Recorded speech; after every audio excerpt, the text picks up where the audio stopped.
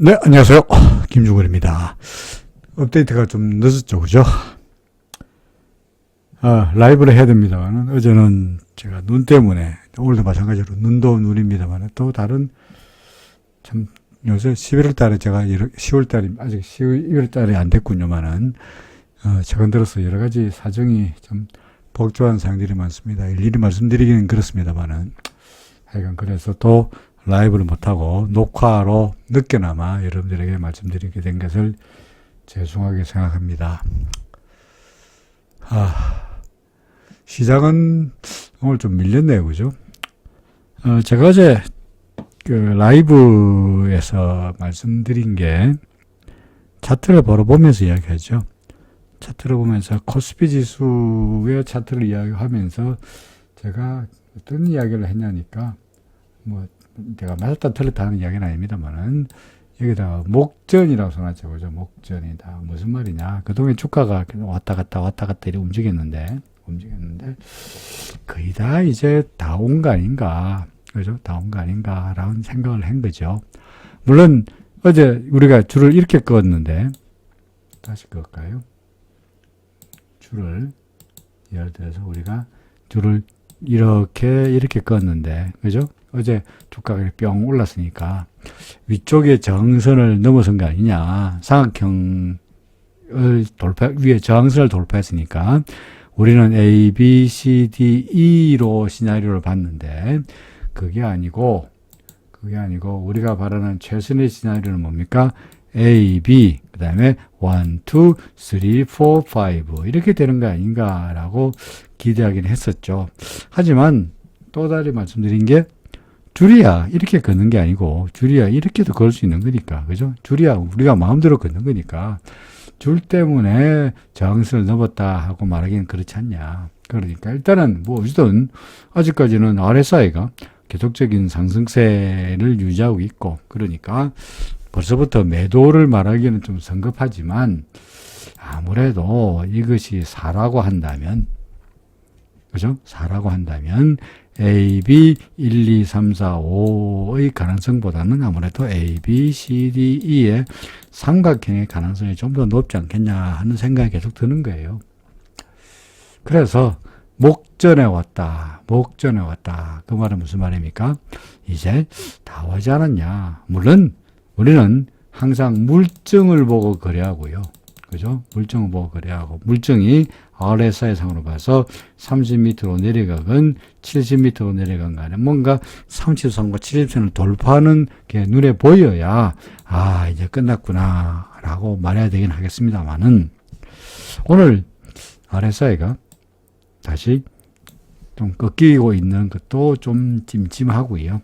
찜찜하고, 그래서 이게 결국은 당장 밀리게 하겠습니까만은 결국은 이 좁은 범위 안에서의 계속해서 왔다 갔다 하는 이런 모습이 이어지는 전형적인 삼각형 4번 파동의 모습으로 이어지리라 라고 생각이 됩니다.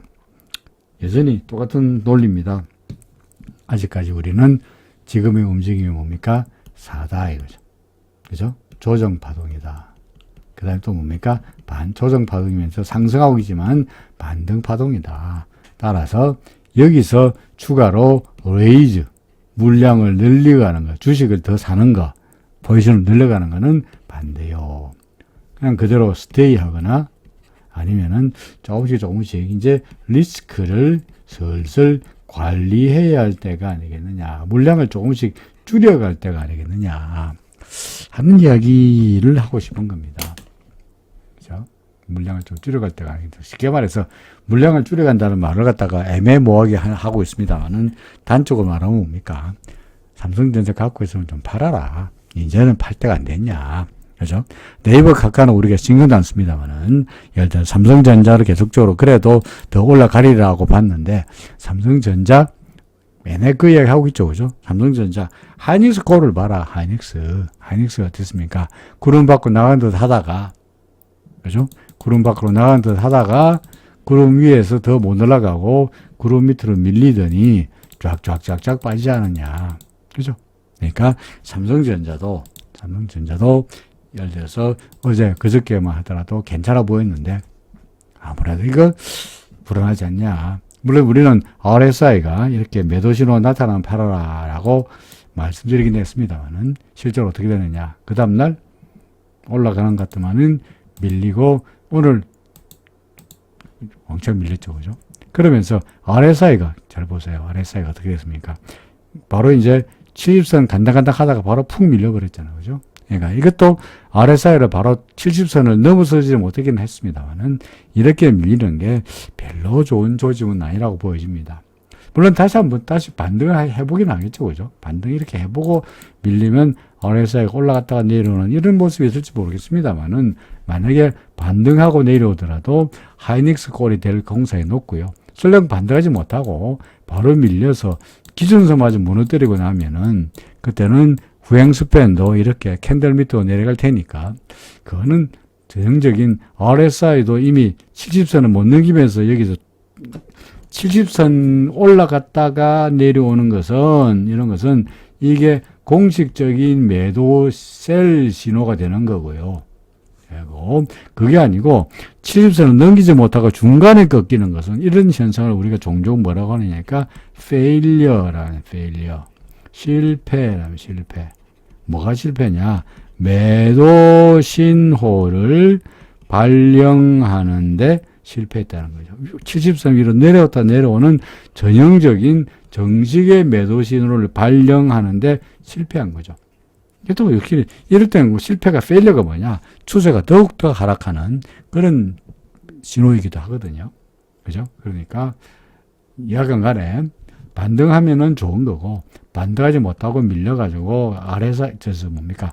기준선 밑으로 내려오면 더욱더 안 좋은 거니까 지금은 리스크 관리 차원에서의 매도가 필요하다. 매도가 필요하다. 물량을 왕창 줄이기나 억울하다 그러면은 조금씩이나마 삼성전자 물량을 줄여가는 것이 어떻겠느냐 하는 이야기입니다. 그럼 삼성전자 하이닉스가 다 그런 꼬라지라 그러면은 네이버 카카오는 볼 것도 없는 거고요. 그죠? 네이버 카카오는 볼 것도 없는 거고 전반적으로 시장의 분위기는 이제 지수 이야기를 해본다면 거의 다 이제 혹시 또 반등할 수는 있긴 하겠습니다만은 거의 다 온 거 아니겠느냐. 예를 들어서 삼성전자를 들다면 이렇게 되면은 지수는 한 번 더 으쌰으쌰 올라갈지 모르겠습니다만은 그것을 바라보고 그죠? 지수가 으쌰으쌰해서 좀 더 한번 올라가긴 해보겠습니다만 예를 들어서 여기서 으쌰으쌰 올라갔다가 가는 거는 모르겠습니다만 야간 이거를 바라보고 여기다가 물량을 더 얻는 것은 위험하다는 거죠. 그죠? 저로서는 저처럼 리스크 얼버스 그러니까 웬만하면은 조심조심 확인하고 돌다리도 두드려보고 주식 오늘 안 사면 내일 사면 되지 내일 아니면 모레 사면 되지 하는 성향을 가진 사람이 있어서 말한다면 아무래도 물량을 줄이고 싶다. 팔고 싶다. 그죠? 팔고 싶다. 이런 말씀을 드릴 수밖에 없을 것 같습니다. 이때까지 그 전까지 저는 여러분들에게는 주식을 팔아라. 그죠? 팔아라 라고 말씀드리지 않고 좀 기다려보자. 더 올라가지 않겠니? 라고 이때까지 그래도 잘 버텨왔고요. 그죠? 이때까지 잘 버텨왔죠. 그죠? 잘 버텨왔고요. 이제는 슬슬 목전에 거의 다 온 것 같다. 이제 눈앞에 다 다가선 것 같다. 꼴이 반등의 이 목표치가 계속 다 온 것 같다.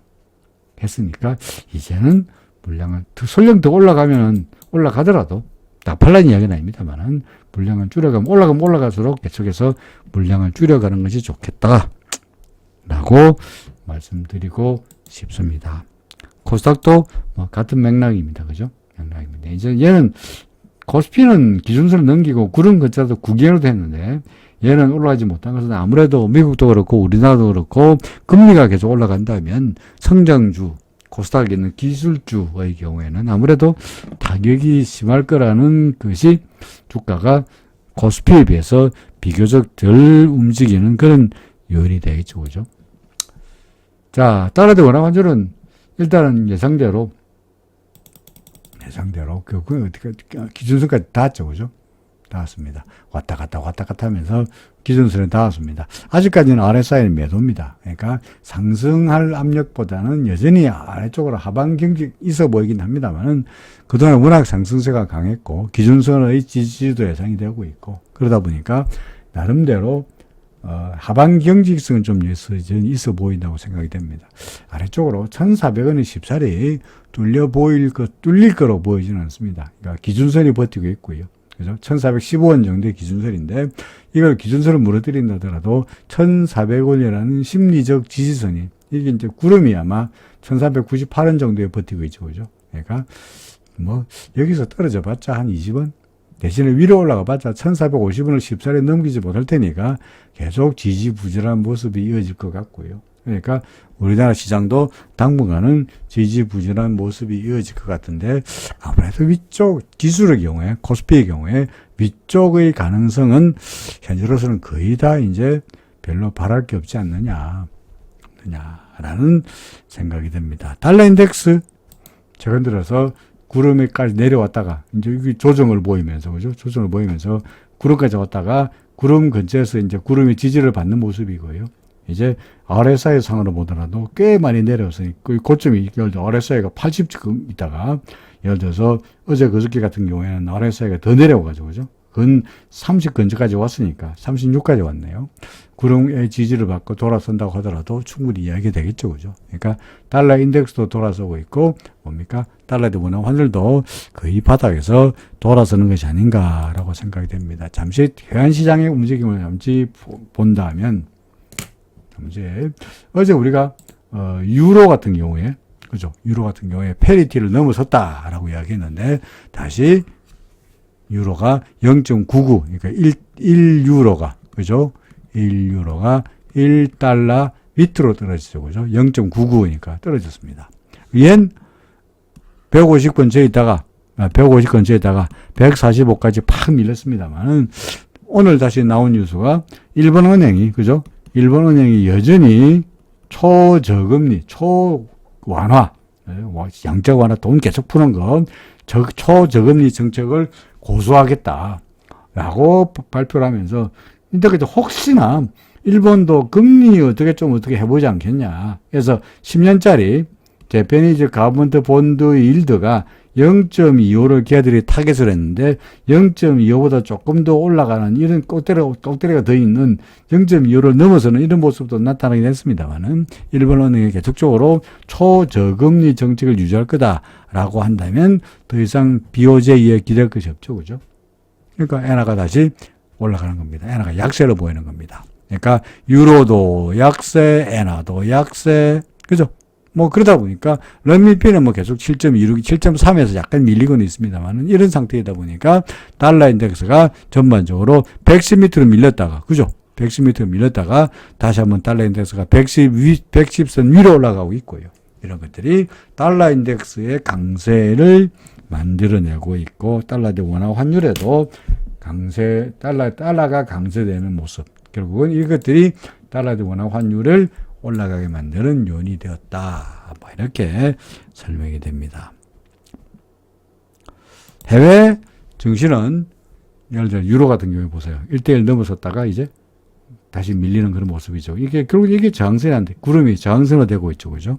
그리고 예를 들어서 달러엔 같은 경우에는 곧 151까지 갔다가 내려왔습니다만은 오히려 기준선이 그죠? 기준선이 지지가 되면서 으쌰 다시 반등하려는 그런 양상이 나타나고 있습니다. 그렇죠. 비트코인 잠시 말씀드리면 비트코인은 그냥 그죠? 매수 신호 나타나서 올라가긴 하겠는데 구름 밑이니까 사더라도 조금 사라. 그죠? 그다음에 이더리움 마찬가지 여기서 사라고 하기도 했는데 구름 아래쪽이니까 사더라도 조금만 사라 하는 논리는 예전나 지금이나 똑같습니다. 그렇죠. 자, 그 다음에 이제 삼성전자 같은 이야기를 아까 삼성전자 우리 보긴 했습니다만은 삼성전자 어떻습니까? 하이닉스와 마찬가지로 구름 살짝 넘어섰다가 하이닉스를 그대로 답서하고 있죠. 그죠? 답서하고 있죠. 그러니까 그대로 따라가고 있죠. 그러니까 삼성전자 구름 밖으로 나갔으니까 앞으로 예상되는 수준은 안타깝지만 구름 위로 계속 날아가기보다는 어느 쪽으로 하락할 쪽으로 될 공산이 높다. 카가 되죠. 네이버 카카는 말할 것도 없고요. 네이버 카카는 그냥 폼으로 보는 거니까. 삼성바이오 어제 제가 매도를 이야기했죠. 그죠? 매도. 왜입니까? RSI가 팔라 그랬잖냐. 그죠? 그러니까 마찬가지. RSI가 팔라 그랬으니까 팔라는 거죠. 그죠? 오늘은 뭐 올랐습니다만은 0.3% 올랐습니다만은 여전히 여기서의 매도 신호는 유효한 거죠. 그죠? 그러니까 우리는 RSI 상으로 봐서 여기서 사라 그래서 샀으니까 이만큼 기다렸으면 됐으니까 이제부터는 뭐 RSI의 신호대로 그동안에 반등을 기대하고 있었다 그러면은 지금은 삼성바이오 어찌해야 될 때입니까? 털고 나와야 될 때다 하는 이야기죠. 그죠? 셀트리온 마찬가지입니다. 그죠? 셀트리온도 여기서 매도가 아니고 바로 꺾여버렸으니까 아까 설명했던 failure, 실패. 그러니까 여기서 매수 신호가 여기서 매도 신호로 바뀔 공산이 매우 높죠. 그죠? 높죠. 그 다음에 뭐 앞에 양선 뒤에 음선. 우리 어제 이거 뭡니까? 앞에 양선 뒤에 음선. 이거 뭐였죠? 장악형. 그죠? 장악형. 그러니까 상승하다가 장악형이 나타났으니까 하락할 거다. 하는 거와 마찬가지로 셀트리온도 상승하다가 앞에 양선 뒤에 음선이 뭐 강력한 장악은 아니겠습니다. 그래서 장악형이죠. 그죠? 뒤에 음선이 크잖아. 그러니까 상승해서 하락으로 돌아설 공산이 높다. 그러면서 RSI도 꺾겠지 않냐. 뭐 그런 이야기가 됩니다. 그렇죠. 뭐 LG화학은요. 뭐 아직까지는 LG화학은 아직 아닙니다. 그죠? 어시어시어시 올라가고 있으니까 더 LG화학은 더 기다려볼만 하죠. 삼성 SDI는 마찬가지로 여기서 오히려 여기는 매수 신호가 나타났으니까 더 올라갈 여지가 있어 보이죠. 그죠? 삼성 SDI. 반면에 현대차는 어떻습니까? 뭐 여기서 매수 신호 RSI가 매수 신호가 나타났으니까 반등이 하겠습니다만은 잘 가야 전환선. 과거에 어떻습니까? 반등하다가 전환선, 반등하다가 전환선이었어요. 이번에도 반등하면은 반등해봤자, 그죠? 과거에 구름에서 멀어지면서 반등해봤자 전환선에 걸렸고, 내려갔다가 반등해봤자 전환선에 걸렸으니까, 이번에도 반등해봤자 일단은 전환선이 아니겠느냐 하는 생각이에요. 1차 목표고. 그 다음에 더 가면은, 그 다음에 기준선이 2차 목표 정도는 되지 않겠냐. RSI가. 그러니까 반등이야 예상이 되긴 합니다만은 역시 현대차 실적의 발목을 잡고 있고요. 환율이 그래 좋은데도 실적의 발목을 잡고 있고 그러다 보니까 아무래도 적극적인 매수는 리스크가 따른다라고 생각이 됩니다. 기아차도 마찬가지고요. 기아차도 여기서 매수 신호가 나타났으니까 RSI가 30선 위로 올랐으니까 고지고대로 말한다면 반등은 예상되는데 전에도 그랬듯이 반등해봤자 전환선, 반등해봤자 전환선이었으니까 이번에도 반등해봤자 1차적으로 전환선 정도가 아니겠느냐. 올라가 2차적으로 더 잘 되면 재수 좋으면 기준선 정도까지라도 가지 않겠냐. 반등은 예상되지만 적극 매수를 말할 수 있는 상황은 이다 아니다? 아니다. 그죠? 아니다. 이렇게 생각이 됩니다. 자, 뭐 대표적인 종목을 쭉 보았습니다만은 다른 종목들도 다 마찬가지 입장이죠. 포스코 어떤가요? 포스코는 구름을 넘어서 으쌰으쌰 가고 있으니까 이런 종목들은 아무것도 아니죠. 그죠? 더 기다려볼만 하죠. LG화학도 마찬가지로 더 기다려볼만 하죠. 삼성 SDI도 더 기다려볼만 하죠. 그죠? 그죠? 그리고 제가 며칠 전에 이럴 때는 역시 시장과 관련 없는 뭡니까? KTNG 좋다고 그랬는데 뭐 여기서 매수 신호 나타난다면 잘 가고 있잖아요. 그죠? 오늘은 위쪽에 수렴이 나는 게 좀 안 좋네요. 길다란 수렴이 달린 거니까 좀 밀릴 공사가 높으니까 수렴이 있으니까 내일 보시고 만약에 밀리면은 혹시 KTNG 갖고 계시다 그러면은 물량을 줄여 가시라라고 말씀드려야 될 것 같네요. 그죠? 해외 종목들 얼린 본론 보겠습니다. 자, 테슬라 뭐 떨어지다가 반등했습니다만 크게 뭡니까? 뭐라 그럴까, 의미를 가지만은 매수 신호라고 말하기에는 아직은 좀 부족한 그런 모습입니다. 반면에 아니고, 아마존은 뭐 말할 것도 없죠. 큰 갭까지 만들면서 추락했네요. 그죠? 갭까지 만들면서 추락했으니까 이거는 완전히 맛이 갔고, 이건 뭐야? 애플은 기준선 위에서 조금 이거는, 잘 가면은 뭐, 기준선 넘었었으니까 기준선이 오히려 지지가 되고 있는 거니까 잘하면은 구름 그쪽까지라도 한번 가보기야 하겠죠. 그죠? 그죠? 그 다음에 이거 뭐야? 알파벳은 일단 기준수 넘기고 구름 근처까지 가보지 못하고 바로 갭 만들면 바로 추락했으니까 얘도 별볼 없죠. 아까 뭐였죠? 그 아마존과 마찬가지로 뭐 애플이나 알파벳이나 다 추락하고 있는 겁니다. 그러니까 애플 같은 경우에 지금 구름 근처까지 가고는 있습니다만은 매수를 말할 수가 없는 게 예를 들어서 아마존 같은 경우에 테슬라고 아마존 같은 경우에 구름 근처 가보지 못하고 바로 추락했고요. 그죠? 그 다음에 구글도 마찬가지로 구름 근처까지 가보지 못하고 바로 추락했으니까 혹시 이 애플도 구름 근처까지 가보지 못하고 바로 추락할 가능성도 있어 보이니 적극 매수를 말하기는 무섭죠. 후행 스펀도 걸리는 모습이고요. 그러니까 이런 것들도 적극적인 매수를 말하기에는 아무래도 불안하지 않냐. 그래서 뭐 미국 종목도 그렇고 우리나라 종목 대형주도 그렇고 뭐 적극적으로 이거 괜찮네요. 사세요.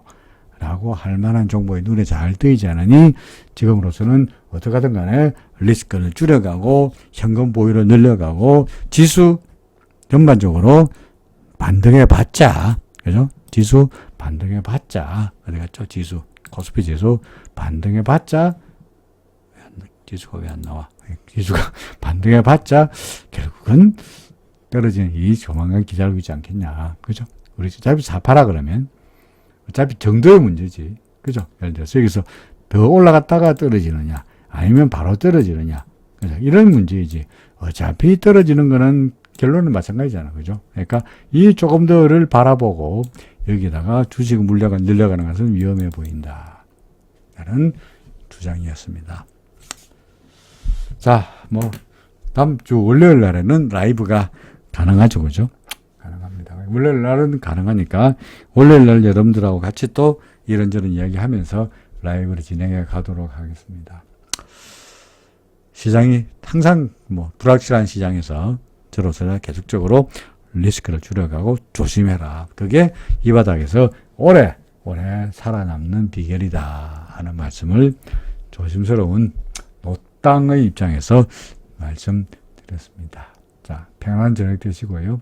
월요일 날 다시 뵙겠습니다.